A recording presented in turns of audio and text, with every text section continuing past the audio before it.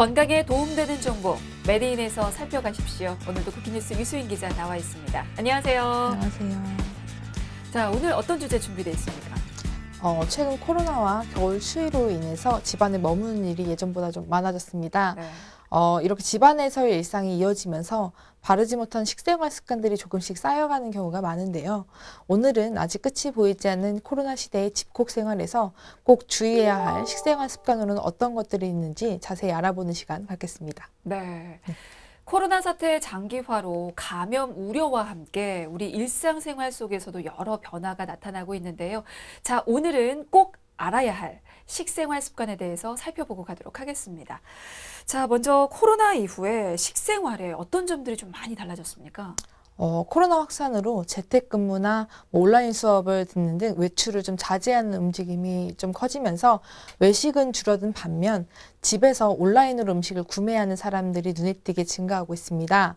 가장 대표적인 변화는 가정 간편식, 배달식 수요가 급증했다는 것입니다. 집에서 머무르는 기간이 증가하면서 이제 함께 증가한 것으로 풀이됩니다. 실제로 이 가정 간편식과 배달의 경우는 코로나 전과 후의 수요가 확연히 다른 것으로 조사가 됐다고요? 예.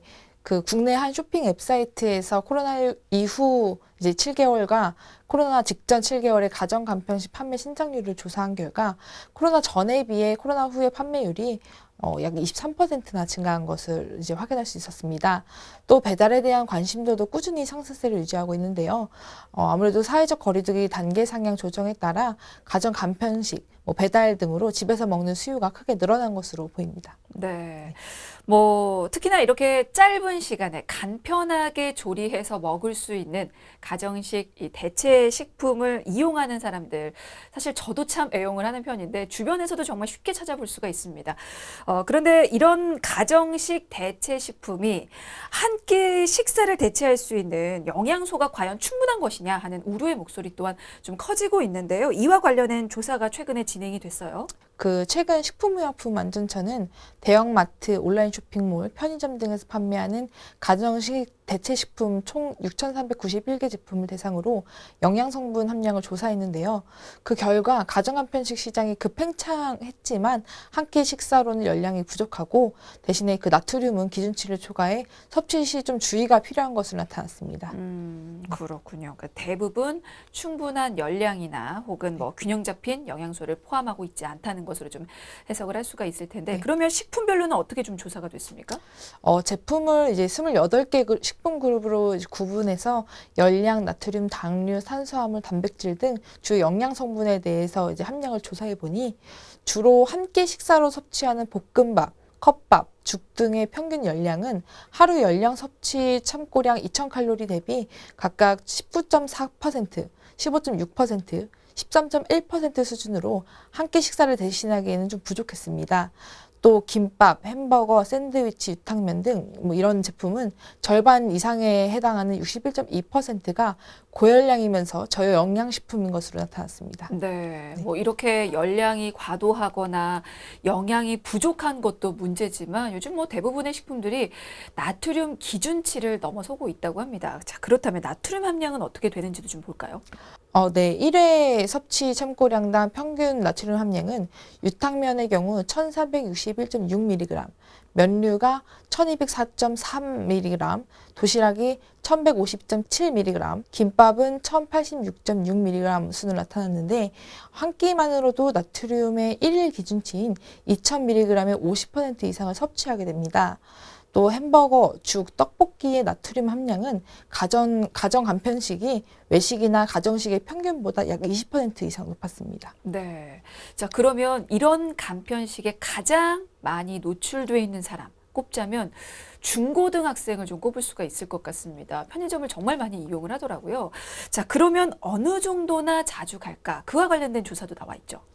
예. 이번 조사에서는 우리 중고등학생들의 절반 이상이 일주일에 한 번 이상 편의점에서 한 끼를 섭취하고 약 3분의 2 수준, 그러니까 한 66%가 한 번에 라면과 김밥 등 2개 이상의 제품을 음료와 함께 섭취한다는 사실을 확인할 수 있었습니다. 네. 자, 근데 나트륨 섭취만이 문제가 아닙니다. 당 섭취까지도 지금 과도하게 이루어지고 있는데요.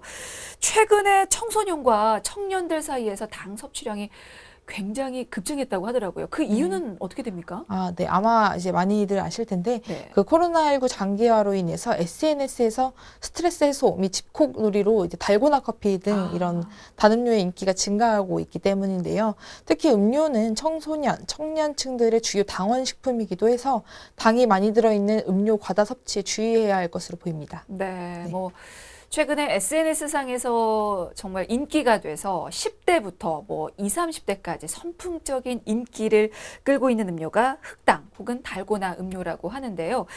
자, 해당 음료의 그 당류 함량은 얼마나 높습니까? 네. 서울시와 소비자 시민 모임이 함께 조사한 결과를 보면요.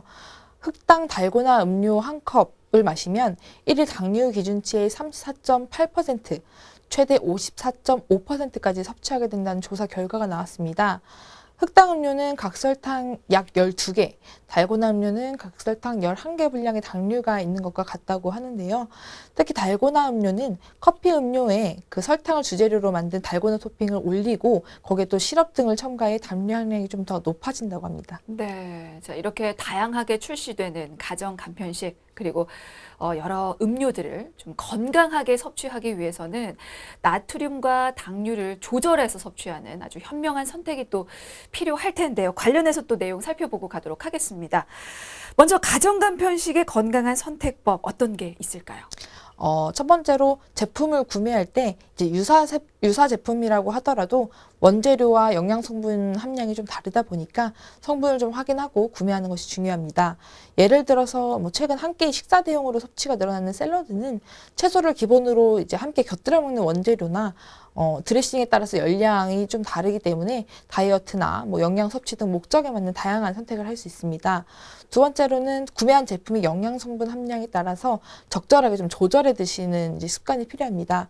뭐 나트륨 함량이 좀 높을 때는 물이나 채소를 더 넣어서 조리해서 국물을 좀 적게 드시고 단백질이 부족할 때 두부나 달걀 후라이 등으로 좀 보충해주고 라면 스프는 입맛에 따라 넣는 양을 좀 조절하면 좋습니다. 네.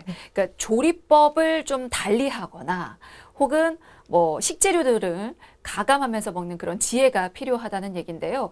그 앞서서 간편식에 가장 많이 노출되어 있는 사람 중에 한 부류가 지금 편의점을 많이 이용하는 중고등학생이라는 얘기가 나왔는데 그러면 이렇게 학생들이 가정이 아닌 편의점을 이용해서 간편식을 이용할 경우에는 어떻게 건강을 해서 섭취해야 할지 그 주의사항도 좀 있을까요?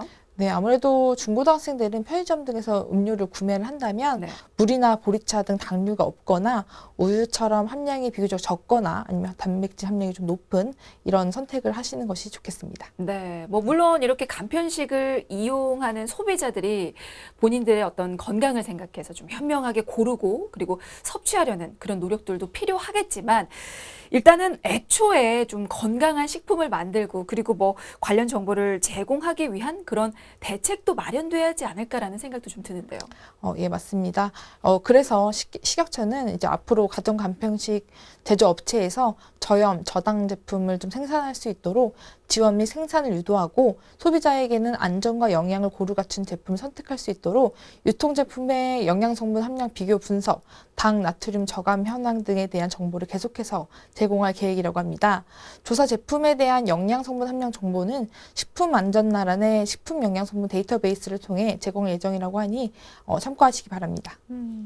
근데 앞서서 살펴봤던 뭐 흑당이라든지 달고나 음료 같은 경우는 제조 과정에서 사실은 그 당 조절이 좀 어렵지 않을까 싶은데요. 이와 관련해서도 어떤 대책이 좀 있습니까? 서울시는 소비자의 알 권리를 위해서 당 함량을 메뉴판 등에 표시하도록 하고 컵 사이즈도 좀 다양화해서 소비자가 당이 적은 음료를 선택할 수 있도록 업체의 협력을 요청할 예정이라고 합니다. 또 앞으로도 다소비 음료 당류 함량을 조사하고 이를 공개해서 건전한 식문화 확산에 앞장서겠다고 전했습니다. 네, 알겠습니다. 자, 이번에는 코로나19 사태로 인해서 변화된 음주 문화에 대해서도 좀 짚고 가겠습니다. 뭐 최근에 홈술이라고 많이 표현을 하는데요. 혼술이나 홈술 형태의 어떤 음주 소비가 좀 많이 는 것 같아요. 그 사회활동이 왕성한 청년층들이 거리두기 등으로 외부 활동이 제한되자 코로나로 발생한 문제들을 혼술, 혼자 술을 마시는 네. 행위로 이제 해소하는 경향을 보이고 있습니다. 한국건강증진개발원이 지난 9월에서 10월 코로나19 이후 음주 경험을 조사한 내용을 보면요. 그 코로나19 이후 음주가 증가했다고 응답한 사람들 중에서 혼자 또는 소규모로 마시는 경우가 늘었다라고 응답한 사람의 비율은 46.5%였고요. 또 집에서 음주하는 횟수가 늘었다라고 응답한 사람의 비율은 48.2%로 코로나 이후에 혼술과 홈술이 증가한 것으로 확인됐습니다.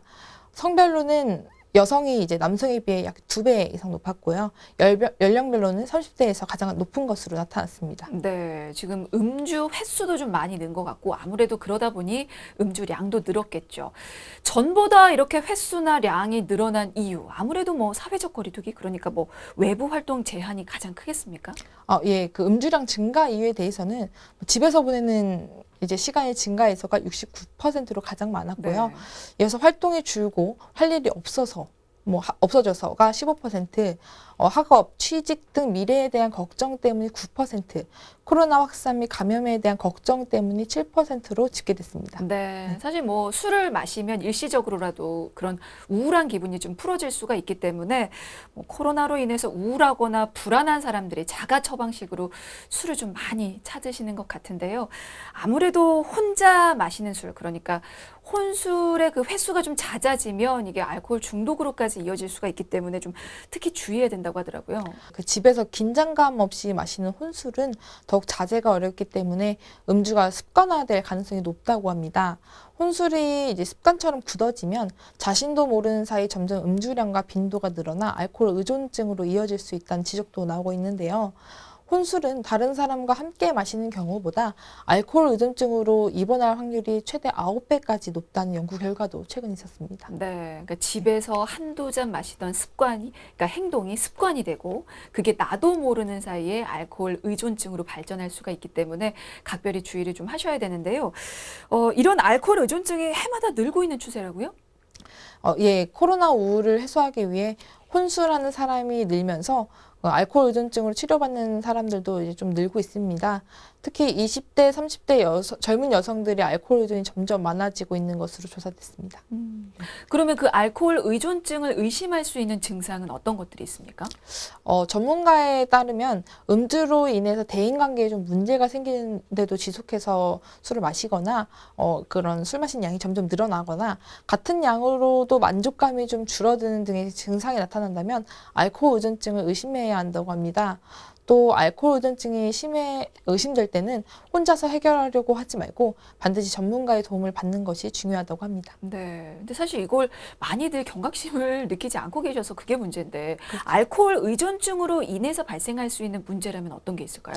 알코올은 이제 아무래도 이제 다들 아시겠지만 네. 뇌, 신경, 소화기 등 200여 개의 질환과 좀 관련이 있다고 하는데요. 과도한 음주는 뇌 도파민 분비에 문제를 일으켜 중독을 야기할 수 있습니다. 또 알코올은 몸에 흡수되는 과정에서 아세트알데하이드라는 독성 발암 물질을 생성해 소량의 음주만으로도 암을 유발할 수 있는데요. 대표적으로는 이제 간암, 구강인두암, 후두암, 식도암, 대장암, 직장암, 유방암과 직접 연관이 있다고 보고되고 있고요. 암 외에도 심혈관 질환, 만성 질환에도 악영향을 준다고 합니다. 네.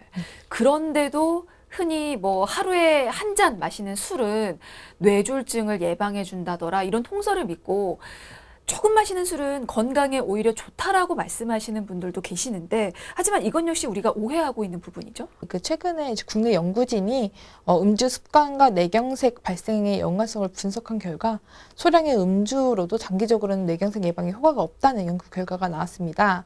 와인이 심혈관 질환의 예방 효과가 있다는 프렌치 패러독스를 비롯해서 적당량의 음주가 뇌졸중, 특히 뇌경색을 예방한다는 통설과는 좀 다른 결과인데요. 소량의 술이라도 건강을 해칠 수 있는 만큼 잘못된 음주 습관이 생기지 않도록 주의하셔야겠습니다. 네, 알겠습니다. 뭐 강도 높은 거리두기가 지금 계속해서 이어지는 상황에서 현재 우리가 할 수 있는 이 코로나19 최선의 대응책은 마스크 착용, 개인 위생 외에도 면역력을 높일 수 있는 생활습관 실천이 아닐까 싶은데요. 자, 그러기 위해서는 당장 실천할 수 있는 이 식생활부터 좀 건강하게 바꾸려는 노력이 필요하겠습니다. 자, 메디인 오늘은 여기까지입니다. 지금까지 쿠키뉴스 유수인 기자였습니다. 고맙습니다. 감사합니다.